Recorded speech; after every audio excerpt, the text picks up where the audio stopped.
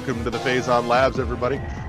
This is a brand new podcast powered by World 1-1, and we are here to talk about awesome ideas for new Metroid games that Nintendo will never fucking make.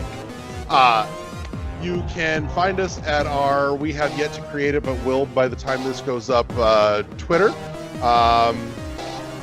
My lovely co-host here will probably be running that side of it, but and then you can also, of course, reach out to the World 1-1 Twitter, which is at World1_1 podcast. And so with all the fun stuff out of the way, I am your host, Larry the Bearded Wonder. Joining me this evening is my partner in crime, Isabel Bramman. Hello. And we are proud to be sponsored this episode by Phazon Flakes. They're a radioactively delicious part of your balanced breakfast. So, this week, Isabel's got a pitch for us, and I am flying blind on this because I like going off the cuff, and that's way more fun for me to be surprised. So, without further ado, let's get to some meat and taters here. What have you got? I want to hear. Okay, so let me set the scene for you, Larry. It's a Nintendo Direct. It's the very end of the Nintendo Direct, and then they say, but wait, we have one more thing to show you. And so there's darkness. And then we show, Monument Valley, the west. And then the sun rises. Glad you clarified that, because my brain was thinking of Monument Valley, the game. Oh, the Monument Valley, where the canyons, that kind of thing? Yeah, so it's sunrise. A lone rider rides out of the sunset, and a very familiar tune starts playing on a guitar. But we can't see who this rider is because of the hat. But those shoulders look very familiar. And then the narrator says, "Call me Sam. Sam Aaron." Then the title appears, Metroid Outlaw. What are your thoughts? Ooh. I'm curious how we get here and how far full tilt this goes. Okay, so I have a whole story for you, but this would be so I was talking with someone about this, and they said, so is it like The Mandalorian, or is it like something else? And I said, well, I would love it to be The Mandalorian, but this one would be classic Wild West. So, sort of imagine kind of like Red Dead Redemption, sort of like classic Wild West kind of thing. Okay. But I have my story pitch if you want to hear that. I do. All right. So, Sam Aaron is a bounty hunter working for the U.S. Marshals. She hears about a group of the infamous pirates, cattle rustlers, and ne'er-do-wells have taken over a ranch. So she goes over to investigate. After clearing the ranch, she discovers the kid, the pirate's captive. Soon, the rest of the pirates are on both her and the kid's heels, and the marshals seem to have their own sinister plans for the kid. Sam heads for the border looking for a place to safely leave the kid. Ooh. So, what do you think about that? I feel like this could be a really interesting, alternate universe take, or a multiverse take for the series.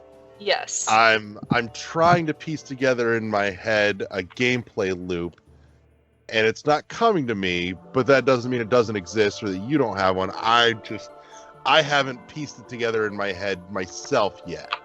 Yes. So this is actually not technically all my idea. This is based off of two different artists that have made really cool concepts on it. They're Daniel Hooker and M. Willis, who are at Daniel Hooker Art and at Wishcraft on Twitter. So I can't take full credit for that, but they've made both really good concepts for this, so I want to give them some credit, some shout outs for that. But so in terms of the gameplay loop and the world map, I'm thinking that it would be like a semi-open world, like Xenoblade Chronicles, where there would be areas that are open, but they're kind of distinct areas, if that makes sense. Yeah. So then you can go to each area, you can find some power-ups maybe potentially, maybe like a new gun or something. And then as you go to a new area, you can always jump back to the previous area, but like it would be more of like a sort of a semi-open world, if that makes sense, that you can ride around on your horse and that kind of stuff. So yeah, I just really want this game because I don't think Nintendo has made any cowboy games, and I really want to see Cowgirl Samus doing bounty hunting stuff. Now I'm trying to think if Nintendo's actually done anything Western. Huh. Nothing comes to mind. Yeah, I know. It's the only game that I can think of that's like a newer game that's a really good cowboy game is Red Dead Redemption. And that one also is like really interesting because people really like that, but it's also like so open, and it has like just every open world game has its own kind of like, I love Breath of the Wild, but like it's so massive and stuff, and I just get lost, and I'm just like, I don't feel like playing it again. But like with Metroid, I'm like, it's a little more contained, a little more like I can go through these areas and really deeply kind of explore them, know every nook and cranny, that kind of thing. So I'm thinking that I would lean more towards this sort of semi-open world instead of a full open world. Okay. I'm part of me is thinking alternate universe Samus, but that it's not Earth, but it doesn't lean into like full-blown sci-fi.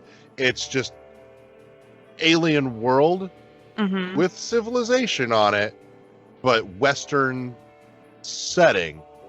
So that way, you know, out and around, you know, riding through this world, there you still get to, you know, experience and, you know, fight off all sorts of, you know, weird alien creatures and stuff that, you know, aren't inherently malicious, but, you know, can, you know, will still fucking hurt you type deal. And but I'd be kind of curious to, you know, go see them take a fresh direction with that and go, okay, so we're a whole new place, so we've got a whole new lineup of, you know, various alien creatures to, you know, to blow it up, so to speak, and really kind of grow the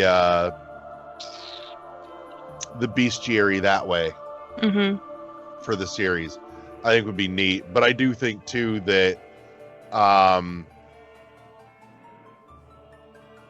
you know what might kind of give a good mental baseline for the thought on this would be like Stranger's Wrath, the Oddworld game. Okay. I could see that kind of thing because you can get into like that level of, you know, weird and bizarre, and you can get into some of the. I think that kind of thing would allow for some dialogue exchange with other characters as well, so you can still lean into like that Western feeling dialect with you know, some of the conversation as well, so you can actually build some characters in there, but still spend a good hunk of the game kind of out on your own alone. Not necessarily a lot that's going to give you that claustrophobic feel, but still very disconnected and, you know, alone with nobody to save you out in the wild kind of feel. Yeah, definitely. I can imagine like some massive monsters, like, you know, that are coming and just constantly trying to, you know, ruin your day, that kind of thing. And then potentially just that could potentially be like a good boss situation, you know, like you're just like kind of have all these different roadblocks in your way as you're trying to make it to this fictional place of safety. Yeah. So, but plus on top of that, if it's not Earth, you know, and it's alternate universe somewhere, could still lean into the idea that there is a fair amount of advanced technology to, pick up some upgrades in terms of weapons and mobility, but can also branch off from the usual shtick of, the same set of upgrades every time, because it's not integrating into a full armor suit. Yeah. Okay. So, and this sounds really silly, but have you seen the movie Cowboys versus Aliens? it's been a long time, but yes. Okay, so And because I am perfectly okay with silly. Don't ever think I will, snub my nose at silly. okay, because in that movie they have like the cowboys are fighting the aliens, but like the main character, who I think is Daniel Craig, if I remember correctly, he has like this gauntlet that he uses to fight the aliens, and so I was thinking that instead of like having the arm cannon, Samus would use this gauntlet instead, and like have something like that, and so that way then we could get like the sort of more interesting sort of I'm trying to think like combinations, because I really when I'm thinking of like the classic Wild West kind of thing, I'm thinking of like different weapons, like, and different kind of like tactics that you can use as well. Yeah. And like it would be really cool to see that kind of thing. And also like one of the things that I wrote down is I really want customizable outfits. Like that is my major wish list on there. I want to be able to customize outfits in this Wild West game. Just deck Samus out in like all the leather, all the stuff, all the fringe, that kind of thing. Yeah. So, I'm kind of feeling like this would be a ripe opportunity for like her upgrades and abilities and tool set to come by way of very like steampunk contraptions for her to use. Mm-hmm. Yes, So. I think, yeah, because I know that like if she can make it herself too, that would be like super cool. Just something that would, I can just like imagine, like a sort of like a, not really like a crafting system, but something like that you could put together and like create new weapons, crazy outfits, that kind of thing. Right.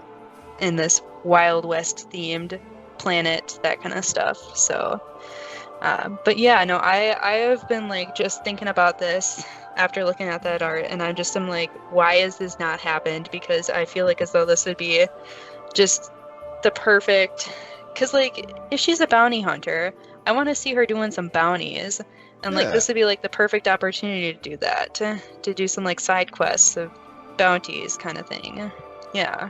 I would think so. Like I said, I feel like the Oddworld Stranger's Wrath route could be a good way to go for this kind of thing.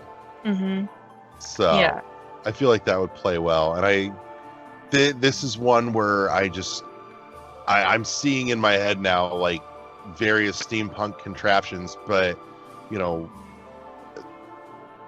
in a way where you can see a lot of the mechanisms, at least animate as they're being used. And part of me is almost like toying with whether or not I like the idea, but given that that you're not just away from civilization for the whole game, that you're kind of back and forthing between towns, so to speak, and so the fact that all these things that she uses for upgrades and everything are steampunky, and that they're very like gear centric and loop centric, and we're out in the West, my head goes, there's tons of dust and stuff, and so like a little kind of side thing you can do back in town is while you're out, the more you're using something, the more its performance degrades while you're out, because you've got just all the dust and shit getting into the gears and gumming stuff up, and so when you're coming back to town, you kind of duck out to your spot and saddle up to the workbench, and you're almost like mini game-ish. I hate to say it, but you're kind of disassembling equipment and cleaning it and piecing it back together, so you really get to like play with all the fun little intricacies of her equipment for the first time. Yeah, that would be really fun to do. Yeah. So, but I like the idea of seeing a lot of that stuff functioning in a very practical sense. So, like I'm picturing a grapple hook type deal that, you can see like the spool of wire that, unravels as it shoots out, and watching the gears whirring as it's so yeah, I can just see like so many different like opportunities for just all these crazy contraptions that you can like make, and it just gets me excited. Yeah. Now here's the question. Uh-huh. And going from town and out into the world, what is she riding? Okay, so my thought was a horse, but like I think that there could be, now that I'm thinking, it would be like a Decora or something like that. That would be a lot of fun. Yeah. Get The me Decora one of would be those awesome. Give me one of those bird horse things. Yeah.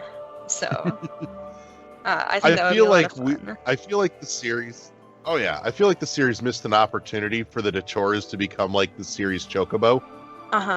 Yes, definitely. That's kind of what they are. Yeah. Plus, they can go super fast too, so it's like a perfect opportunity, Oh yeah. Yeah. So I have one question for you too, to piggyback off of my story idea. So I was thinking like the kid would be a travel companion, sort of like Ellie in Last of Us, or like Atreus in like God of War or something like that. And like those characters have like kind of special abilities that the main characters don't. So like what kind of special abilities do you think the kid should have? Ooh.